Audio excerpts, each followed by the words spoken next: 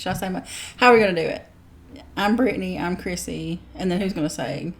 And this is the Tater Tots podcast. I think we need to practice, to see how it sounds. See, if it I'm just going to try to talk a little louder. Okay. Maybe I should too? Yeah. Okay. But you're talking like a man. Am I talking like a man? Maybe I should too. Okay. It's Gina. April. You're April. I said that to Tyler the other day, and he was like, why'd you say it like that? At the house one time. And I was like, how you doing? And he was like, why are you saying it that way? And I was like, have you never seen Norbit? And he was like, no. And I was like, there's a scene where she honks him with her boob, and she's like, why is my titty honking the horn? He didn't get it. Is it recording? Yeah, it's been recorded. I recorded your Norbit story. Brittany. No, I feel like we can use it. It's funny. It's funny. Oh my God. Okay, I'm Brittany. And I'm Chrissy. And this is the Tattle Tales podcast. They're not going to be able to hear that. Okay, and this is the Tattle Tales podcast. Okay, so today we're going to be talking about the Bill Clinton and Monica Lewinsky scandal. Ooh. The way I did it was I went in and did kind of his life up till he got to the White House, and then Monica's up till she got in the White House, because I feel like we need to know their background a little bit. Bill was born August 19th, 1946 in Arkansas. And I didn't realize he was that old. Yeah, his last name was not even Clinton. His name is William Jefferson Blythe. But his dad got in a car wreck 3 months before he was born, and he died. Oh, no. So his mom, her name is Virginia Cassidy. She moved to New Orleans, Louisiana to study anesthesiology, I guess, so she could try to better take care of him. And his dad's parents, I think, were there. Or no, maybe it was her parents, because his grandparents either way, Eldridge and Edith Cassidy. So while she was in school, he spent a lot of time with them. Apparently they just loved all over him. He said later that they were one of the biggest reasons that he took his education. I didn't realize he was as educated as he is. Mm-hmm. Do you have to be how educated do you have to be? I'm sure you have to have a really good background, So he's an only child? Yeah, he's an only so. child. Mm-hmm. Well, he has a stepbrother. So they worked with him. His grandparents worked with him, reading, writing. He said he was reading books by the time he was 3 years old, wow. Small books. So once his mom earned her nursing degree in 1950, they went back to Arkansas, where she met Roger Clinton. He was an automobile salesman. And then Bill ends up taking his last name. So he adopted him? Yeah. So nobody in their family was religious at all, but Bill, at a super young age, I think it was 10 or 11, would wake himself up on Sunday, walk to church, attend church by himself, come back by himself. Wow. That's unusual for, Yeah. I mean, for anybody, but it said it was an early age, so I'm pretty sure it was I think it was 10, 11, 12. It was really early. Dang. His stepfather became an abusive alcoholic, but only toward his mom and his stepbrother. He never had issues with Bill, and I think it was because Bill was big. Mm-hmm. It said that he was really tall at a young age, and then eventually Bill stands up to him and is you're not going to do this anymore. So he quits being abusive, but he doesn't quit drinking. So it said it created a lot of tension in the house. Bill attended Hot Springs High School, which was segregated, an all-white school. No way. Mm-hmm. It's weird to think that's recent. He's older, I guess. Well, he was born in 46. So he's I don't think I realized he was that old, but he's old as dirt now. Oh, he is. It's you don't realize because you look at older stuff. You don't think about him being as old as he is, but he's old. Okay. If you see recent pictures, he's very old. Because the documentary that I watched, they showed him just pretty recently, I think, and he had somebody sitting beside him and everything. Oh no! He's old. Oh, I didn't know that. Yeah, he's old. Anyway, so while he was in high school, he was a star saxophonist for the school band. I feel like he used that to get ladies later. Mm-hmm. I mean, it worked because he was hot. I know, very. Okay, so in 1963, he attended something called Boys State, which it said was an American Legion program that was designed to introduce kids to politics and government. And if you look, and you can see a lot of videos and pictures of him meeting like well-known politicians and stuff. So he got an early start with all that. Yeah.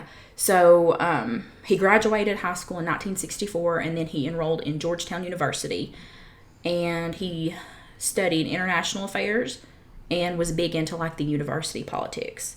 And then once he graduated from Georgetown, I think he went to Oxford, but then he got a draft notice in the spring of 1969, so he was required to return back to Arkansas.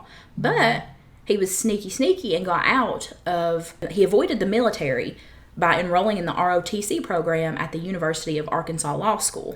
I was going to say, I never knew about him being in the military. Yeah. So he got out of it. So it's like he enrolled in this law school, enrolled in the ROTC program, but then instead of attending the law school, he somehow managed to go back to Oxford. And he said he had permission to do so, but that feels shady to me. Yeah. Because later, it said that he felt guilty about his decision to avoid the draft, so he comes back and resubmits his name. But his lottery number was so high that he got out of having to serve. It was the Vietnam War. So he knew what he was doing, though. He knew that it was wrong, you know. But I feel like he tried to kind of like cover his ass by like, oh, I'm going to put my name back in because I feel bad. But he knew he wasn't going to have to do it. Yeah, that it was too late or whatever. After this, he returns to the U.S. from Oxford in 1970 and starts to work at Yale Law School. Or he began work at Yale Law School. I guess he was going to school there because I think he graduated from there. Because in 1975, he marries Hillary Rodham, who was a graduate of Wesley College and Yale Law School. So I assume he met her at Yale, but I didn't know she went to Yale. And I didn't know either one of them went to Yale. No, I didn't either. And I didn't know they were married that long. That's a long time. They've been married a 1975? long time. Yeah. I didn't know that. Yeah, they've been married forever. So then they graduate. They move to Arkansas. He starts teaching at the University of Arkansas School of Law, and then like really starts digging into like the politics and stuff. He's way more educated and like involved than I realized. Yeah, I didn't realize like no. Yeah. But do all of them if they're going to be president, do they all have to have that kind of education, or I think if they know that they're going to be in politics and all that early on, they probably do. You know. Yeah. Because it just looks good on a resume or whatever. Yeah. So in 1978, he, at age 32, defeats the Republican Lynn Lowe for governor of Arkansas, and he becomes the youngest governor in the country. And then in 1980, Chelsea Clinton was born, their only kid.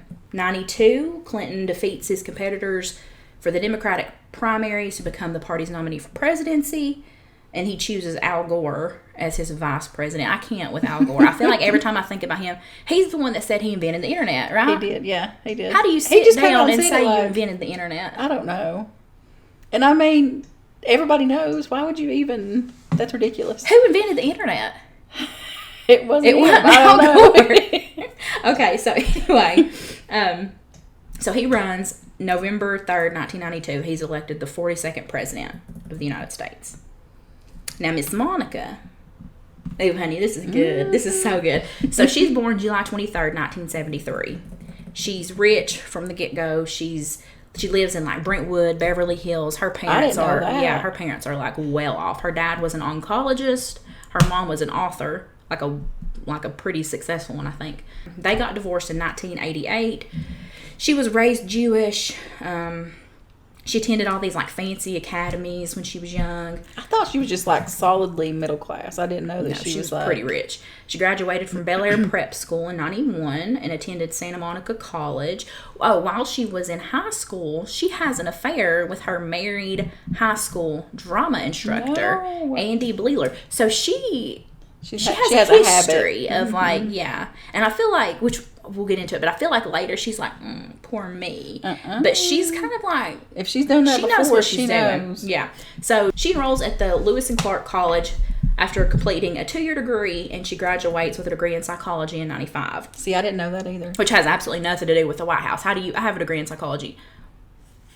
Yeah, I don't know. I'm not going to the White House. How does she, I just figured she was like... Yeah. So she has a family friend who's able to help her secure an internship in the White House. Nice. And then after her internship ends, she ends up accepting a paid position in the White House Office of Legislative Affairs. So that's how they both ended up in the freaking White House. Now, let's get to the good stuff. So we're going to start with a woman named Jennifer Flowers. Now, a lot of this stuff doesn't have to do directly with their scandal, but it all kind of builds up. So I have to talk about Jennifer frickin' Flowers. She was like this sassy cabaret singer who comes out in 92. I guess this is during his campaign, right? Yeah, it had to be because he was elected in November of 92. So she comes out and says that she's had a 10-year affair with him. 10 years. Oh, my God. And she said that she's lied about it for like 2 years to protect him. So it's like, why do all these women, though, crawl out like when he's like running for president or whatever? Yeah. But anyway. That's always how it is. Yeah. So he goes and says like she's lying. He's never contacted her, blah, blah, blah. But he's on tape. Talking to her, no, Bill. telling her that if it comes out, just deny it, straight up on tape. Did she record him? I guess it's recorded somehow. So, she had insurance. Yeah. So after this, Bill and Hillary sit down and like he admits to, I'm not perfect in my marriage, and it can be strained at time, and I know I've caused pain. And Hillary, she stands by him through all of this. Like she's like they sat down to do some kind of like interview or something, and she's like, I'm not some Tammy Wynette, stand by your man. That's literally exactly what she's doing. She's like, I love him and he loves me. But they knew what they were doing. I think they had just bigger goals. They weren't worried about all this other. No. Or she wasn't, No. But him doing that made him, like, they kind of twisted it in a way to use it for the election. Because it made him look flawed and relatable. And I don't have a perfect family. And like I'm not a normal perfect. man. Yeah. So then during all this, people kind of start to question his character a little bit. Because he's poor. And I didn't realize this either. They were poor.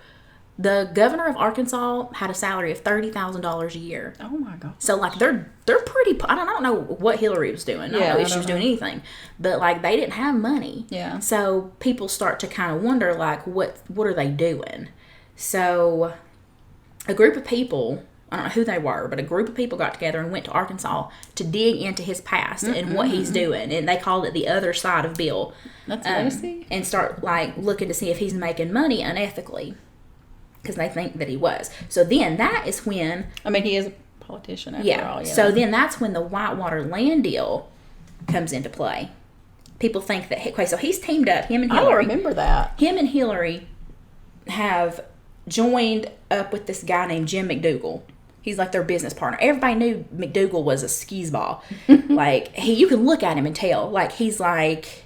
I want to see his picture. He's like sketchy. He's like... He's a crook. Everybody knew he was a crook. Everybody said that they didn't do their research before partnering with this guy. Like he was known to like do things that were like unethical. And he's even on tape being like, I never did anything illegal. Which means you totally did. Yeah. So then people start looking into that. Well, then that is when I'm going to have to do like a thing where I tell like all these people, because there's a lot of people. So then Kenneth Starr comes into play. And Kenneth is he's a big one in it at the end. So he's a conservative judge from Washington. Everybody expected him. He was on the track to kind of become the Supreme Court justice. So he gets an independent counsel job for this Whitewater case. And he sees this as a way to take Bill down. Oh, wow. I guess because Bill was like liberal or Democrat and he was Republican, he just thought it would look good for him politically to take Bill down. So he takes this job.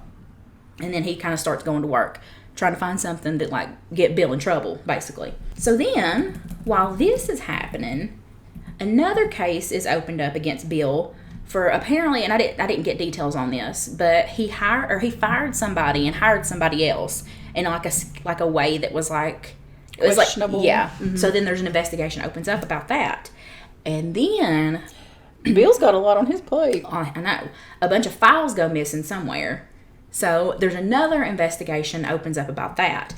And everybody just kind of sees that, like, he just keeps getting away with all this stuff. Like, nobody's, How is he getting away with it? I don't know. So then, at this time, old Paula Jones. You know who Paula Jones is? I vaguely remember who she is. So she comes forward, and she's just this real innocent little country girl. She just don't know no better than nothing. She was just real excited to meet the governor of Arkansas. That's literally what she said.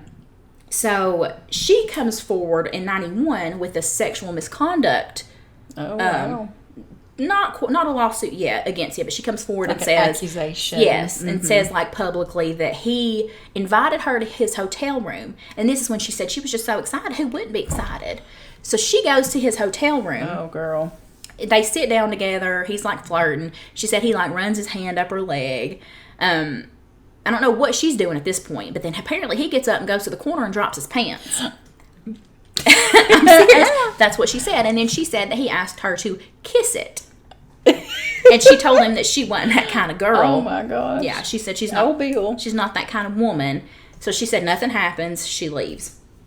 So then her and these two police, I guess they were police officers, probably from Arkansas, team up together. These officers claim to have helped Bill live a double life with other women for years. Oh my gosh. So she gets with them, and then she goes like on air, like publicly, and is just telling everybody this whole mess about how he asked her to kiss it. She kept saying kiss it. He kept asking me to kiss it. To kiss it. So then Ken Starr, who's the independent counsel for the water thing, what was it? Whitewater. The Whitewater land deal. He sees that this is a better way to take Bill down because he ain't finding shit for the Whitewater thing. So he's like, I'm going to switch gears and I'm going to start looking into these sexual misconduct cases. My gosh. So he switches. He was not giving up. No. So then Bill comes out after all this comes out and he denies it. So Jones comes forward with a lawsuit. He ignores it because at this point I'm pretty sure at this point he's president. He ignores it because he can. He's the president. He can just ignore it. He just ignores it. So she takes it to the Supreme Court. And then when she does that, he has no choice but to acknowledge it somehow. Oh, wow. And then at this point, apparently, a bunch of other women start coming forward. So then, while this lawsuit is going on, Monica Lewinsky starts her internship at the White House. Now, Monica's only 22. She is 7 years older than his daughter. Oh, my gosh. 7 She was young. years. Yes. So then, the way all this kind of started, apparently, there was a government shutdown when he was president. So they just had very few people working at the White House, but the interns got to stay.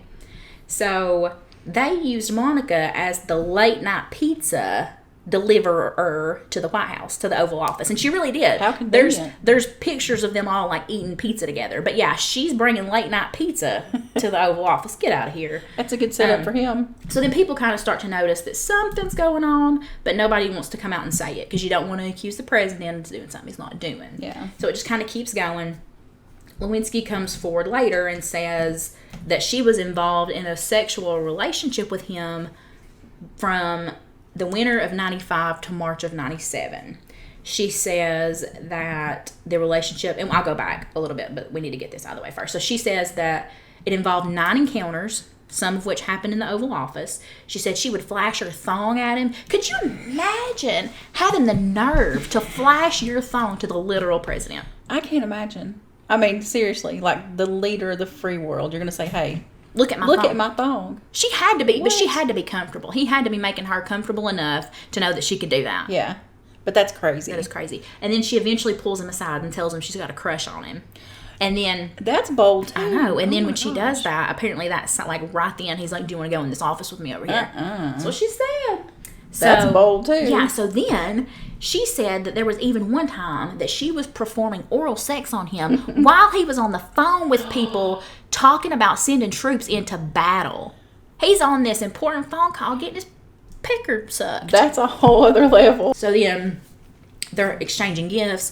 They said that he gave her a book. I can't remember what it was. Leaves of Grass or something. I think it was Leaves of Grass. He gave her a book, but it was the same book he gave Hillary the same book at some point. Oh, my God. So he's just passing this out to all his women, apparently.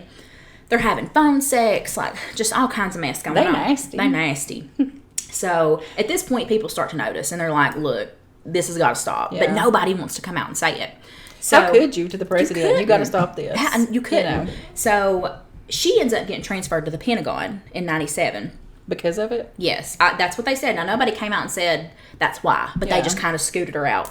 And apparently, she said Bill was upset, and he said, I can't believe they're taking you away from me, and as soon as I get elected for a second term, I'm going to bring you back to the White House. That's what he said. Now, this is where really shit just hits the fan. Because now, Monica meets Linda Tripp.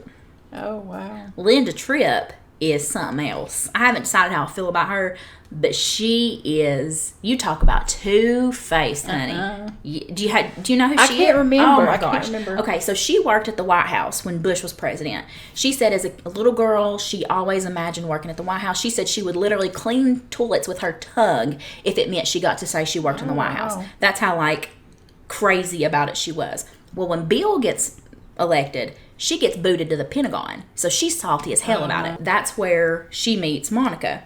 So she said from the get-go that she looked at Monica as being somebody's pet or like a groupie, because nobody at 22 could be in the position that she's in without being somebody's little favorite. Mm-hmm. So she's a hater. She's a salty hater. Mm-hmm. She's older. Monica's 22, beautiful. Yeah. Like, she's just a hater. I'm sorry, she is.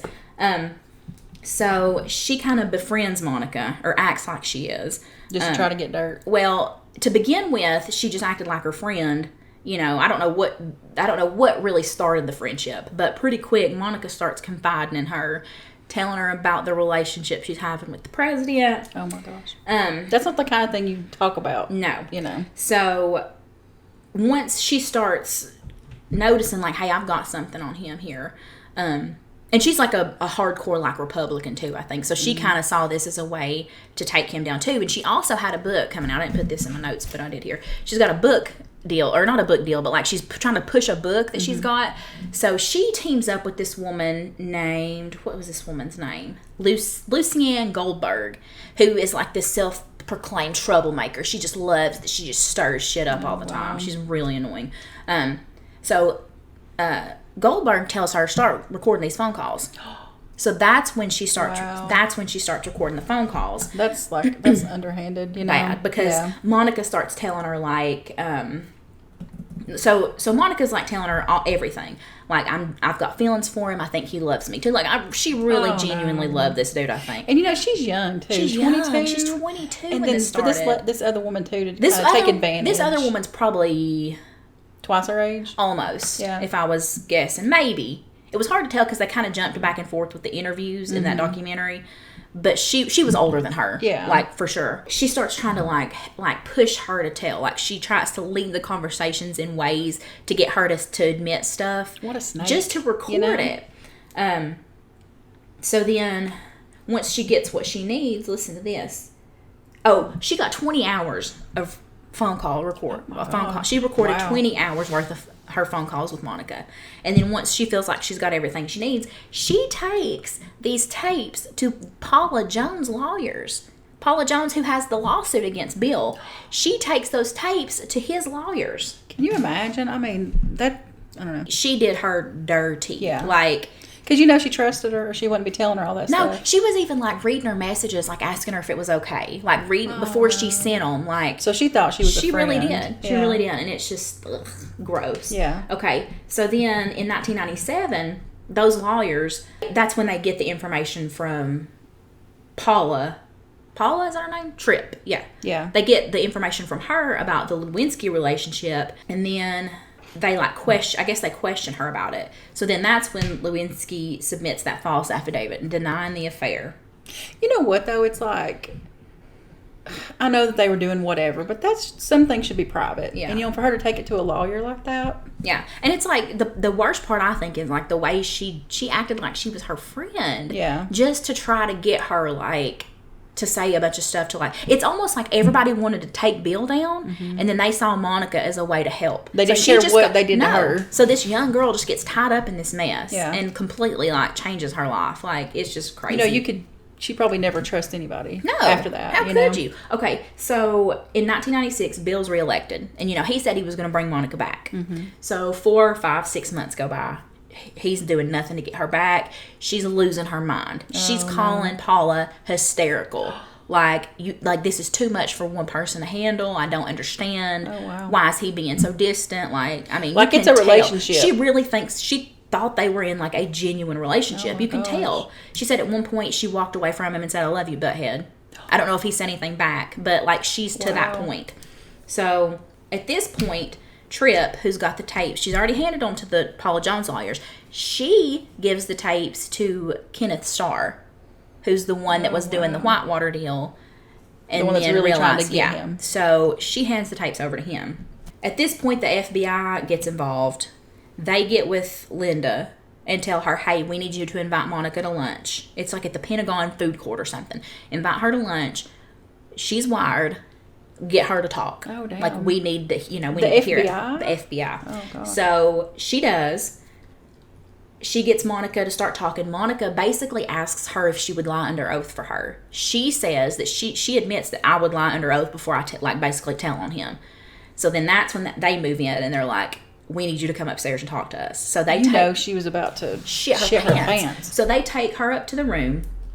They tell her that if she got in trouble for it, she would be charged with obstruction of justice, witness tampering, and conspiracy, which comes with a 27-year prison sentence. She was like scared to death. Yeah. I would be. So at this point, like, they're trying to turn her against Bill. Like, they're trying to take Bill down. And all they need is to turn her against Bill. It's kind of weird to me that the FBI was involved in that way. You know what I mean? Yeah. I mean, I know that I don't think if they had lied under oath and stuff, I don't think they would have been. But I think because they lied, I think that's why. So Monica later said that she remembers when she was sitting in that room with them, talking to them, that she was looking out the window, and she said, the only way to fix this is for me to jump out that window.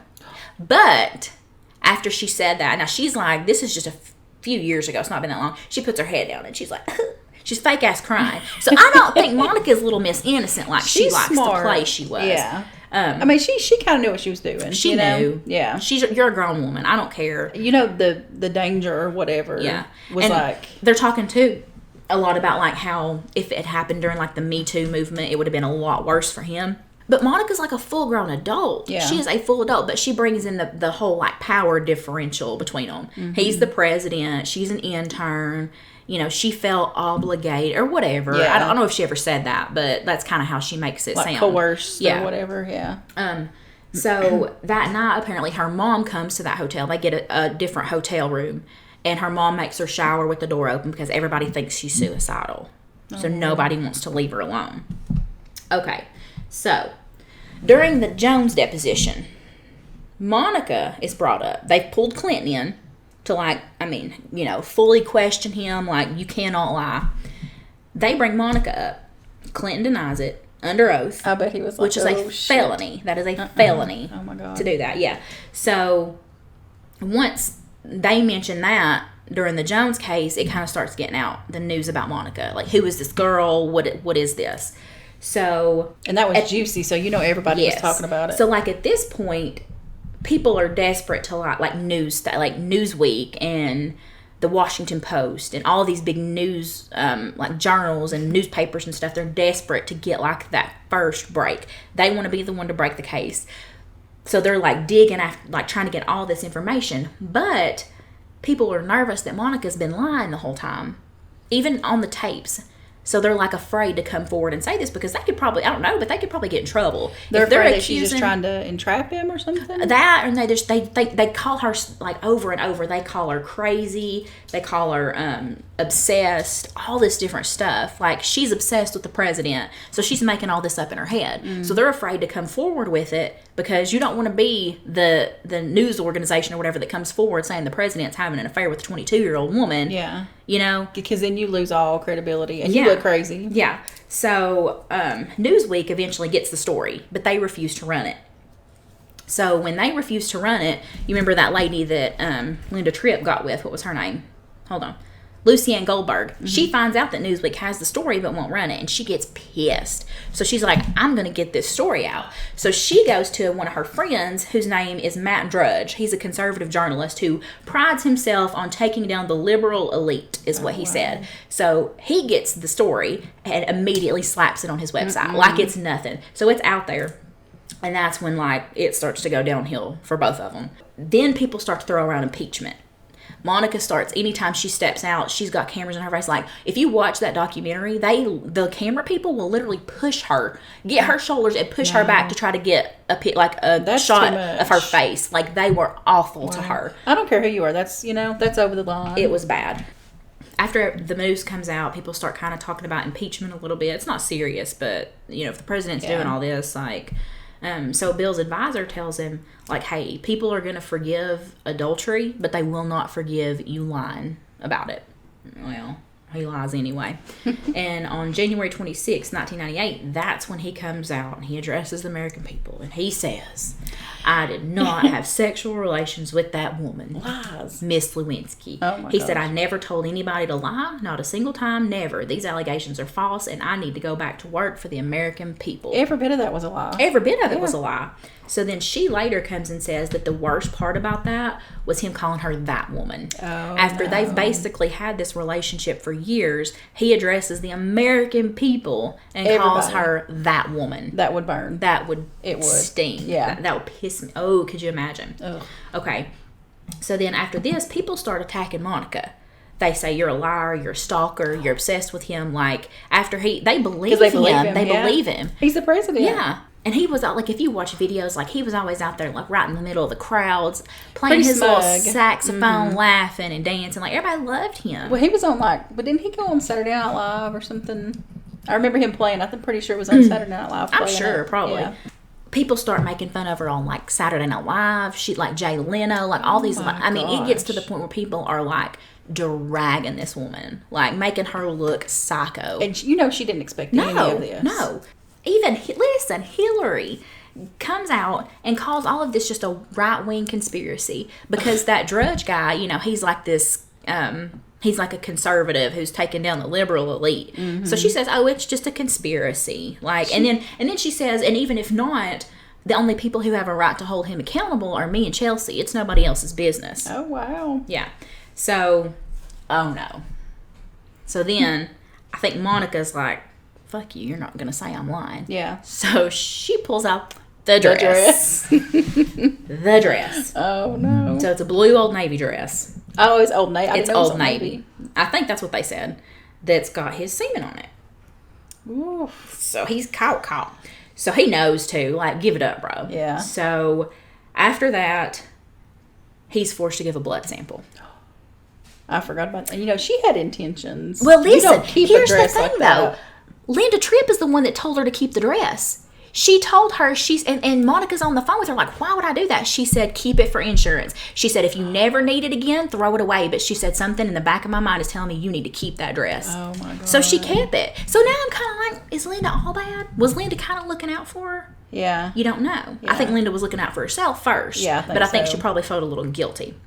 So that comes out. It's proven you lied. You did it. How humiliating, August 17th, 1998, he gives a statement from the White House and says, indeed, I did have a relationship with Miss Lewinsky that was not appropriate.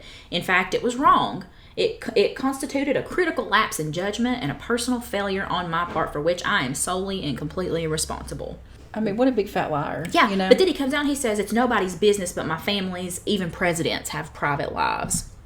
So he's caught, and he knows he's caught. Mm-hmm. He's still trying to make it like, it's nobody's business. And get an attitude. Yeah. So later on, when they're interviewing Monica, she said, as she's like watching all this unfold and him coming forth and like apologizing and stuff, that she feels used and like a piece of trash, which you would. At 20, well, I think she's probably 25 at this point. But she's that woman. That woman. Yeah. Like, she's old, like, you're literally old enough to be her dad. And you're the president. Yeah. He took advantage. She knew what she was doing, but he took advantage too. She comes out during, I guess, the same interview and says that Linda ruined her life. But then, at kind of close to the same time, Linda's interviewed and she says, I feel like I saved her life. Because how far would this have gone if we hadn't did what we did? Yeah. What do you think? I think Linda had selfish intentions. But I think she was looking out for herself, first and foremost. But I think she did what she could in that to try to protect Monica by telling her to keep the dress. And, I don't think she came out with the story to protect Monica. I don't think she saved her life. No. I think that's just her trying to feel better about completely backstabbing somebody that she acted like was her friend. Yeah. But I think she did little things to try to help Monica in the future by telling her to, because she was young, she wouldn't have thought to keep that dress. Most people would have just washed it. Yeah. Or, they wouldn't have even thought to do that kind of thing. Especially at that age. You wouldn't be like... So I think, I don't know, I think she probably, I don't know, she's in the wrong. She did her dirty. Yeah. Like, bad. But I think she probably thinks by coming forward with it and telling her to keep the dress, oh, well, I saved her from so, no, you didn't. Like, sorry. So when all is said and done, that Kenneth Starr guy, who was the Whitewater land deal guy, and then switched after he found out about Jones, he ended up spending $50 million to investigate all this stuff. $50 million. $50 million. So then he ends up releasing the report of it online.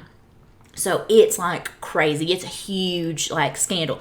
A government website, and they're talking about boobs and blowjobs and semen. So it crashes the internet. Oh my when gosh. he does this, literally, because so many people are trying to get on there. And I would like to read it. Yeah, I would too. I want to read it.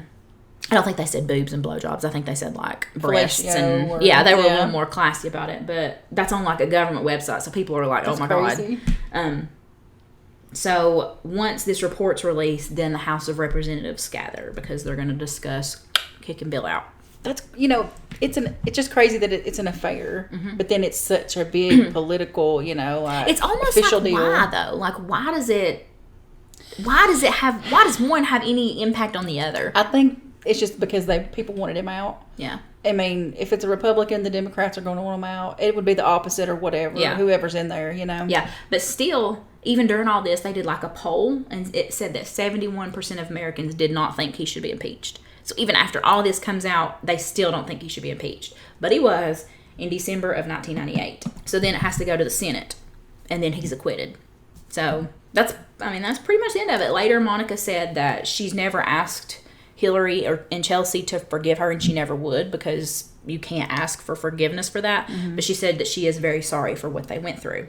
Well, then later, and this is when Bill's sitting there with that, he's older than hell at this point. They ask him, like, have you ever personally apologized to Monica? And he says, well, no, he's stuttering all over. I ain't talked to her, but I have said I'm sorry publicly a bunch of times. Publicly. Like you that's not the same thing. Took advantage. Yeah. And you played with this young girl's grown woman, but she's she's naive, she's young. You took advantage of her, drug her through shit, lied about it, made her look crazy, still didn't stand up for her. Yeah. It just... You wonder how many times he's done that before and just didn't get caught. And then this is the one that he got caught with, Yeah. Like, who did he do that with? The interns. Who were the interns that he did that with before? Yeah. And, like, was he still... obviously he was doing stuff he shouldn't have been doing because that Jennifer Flowers woman came forward. Yeah. So, 10, 15 years before he was even thought about for president, he was doing stuff like this. But, like, what's Hillary thinking in all this? I don't know. I think Hillary saw it as, I don't know. I think she just had bigger ambitions and she was like, fuck it. Yeah. I've got bigger things to do and whatever. Honestly, she probably was the smartest one in all of it. You kind of look at her and think like, oh, pathetic Hillary sticking by him. But if I was with you when you were making $30,000 a year, don't think you're going to mess around with some little 22-year-old intern and then I'm going to leave. Yeah. No. If I'm going to be in that White House with you. Yeah, I'm the first lady. Exactly. Period. Yeah. So I kind of see where she's coming from. Like, yeah. I don't know. And then if you I don't know, messy divorce and all that, I don't know. Yeah. I don't blame her. No, I don't either. But I wonder if she knew way back then. Did she know about Jennifer Flowers? And did she kind of have a sense that maybe he was going to be something bigger than the governor of Arkansas? And you know what? They might have just had an arrangement to begin with. Hey, this is what we're going to do. These are our intentions. And, look the other way. I don't know. But it's just like, I remember hearing about it, but I didn't know that there was like so much involvement from other people. Like all these other I don't know. But it's like if it hadn't been for Linda Tripp, none of this would have come out. Isn't that crazy? One person. Wow. Really? Well, yeah, it probably would have, but Paula Jones, I think, is the one that really set it off, because if it hadn't been for her, Kenneth Starr wouldn't have been like, I'm going to switch gears and dig into this sexual misconduct stuff. If it had just been one person, nobody would have taken it that seriously, but with all these different people. But it's just like, how did Bill sit and know that she was telling the truth and let people just, dog her, make fun of her, call her crazy, stalk her. He didn't care about her. He couldn't have. Or either that or he was just willing to sacrifice her for his career, you know? And I mean... I think, too, he was probably so used to being that way, because, I mean, he's been a cheater for years. Yeah. He probably, at that point, probably didn't think nothing of it. No. It's just another, another little fun fling, and... I don't know. It's selfish. Crazy. Big time selfish. Yeah. She was just like a casualty, you know? Yeah. But anyway, that's it. That was some serious, like... It's a lot. Yeah. I didn't realize, like, I mean, everybody knows, like, I did not have sexual relations with that woman. And then the dress. That's really all I knew about. Yeah. So it's, like, interesting to hear... To, like, really dive into how all these other people played a part in, like, her actually getting caught. Or him getting caught. You know, I kind of feel bad for her. You know, in a way. I mean, she's an adult. She knew what she was doing. But she was young. Like, imagine, like, you at 22. Mm-hmm. You're in the White House at 22 years old. I was clueless at 22. And, I mean, Bill was fine. Oh, yeah. Back then, he was hot. Mm-hmm. I mean, this gorgeous man in the highest position of power. Mm-hmm. Who wouldn't have? Yeah. Who wouldn't have? Yeah. I would have. Oh, I would have a lot. Oh, yeah. I would have had 3 dresses. Different colors. Seriously, I mean, like it. Yeah. You could judge her, but would we? Well, I wouldn't have done much different. No. So, the president. Can you imagine? President in the Oval Office. The nerve. Well, I mean, the thrill though of in Seriously. the Oval Office. Yeah. That's hot. It is, and you're doing something wrong. Yeah, and that's very appealing. But then you've got the literal president that's doing it with you. So it's like, what can you, like, the president's doing it. Yeah. What are you? We're not going to get in trouble. No. You know. How can you? It's the literal president of the United States. But what? That is crazy. It's crazy. That's it. That's the story of Bill and Monica. That was juicy. It is juicy. I like it. I think I want to kind of research a little bit more about what Monica's doing now. Like, I know she was big in, like, the Me Too movement. I know she does, like... Didn't she make, like, purses for a while or something? Oh, did she? Like, I don't know. I think so. I know she like, travels and does, like, what's it called? Like speeches kind of, and, like, talks to people and stuff. Motivational. Yeah. Stuff. It's weird because this is, like... This will be with her for life. Mm-hmm. You know, this is her whole... And it's, like... It's no, and I think she ended up getting a master's degree too. Oh, did she? But it's like no matter what she does, people hear Monica Lewinsky and they think Bill Clinton and the dress. Yes. So it's like that's always going to be what she's most known for. No matter how hard she works, no matter what she accomplishes, that's always going to be attached to her. Yeah. For something she did when she was like 22, 23 years old. And when you're 22, like most people, you know. It's crazy. But anyway, that's that. We will be back next week, and Chrissy will have something for us.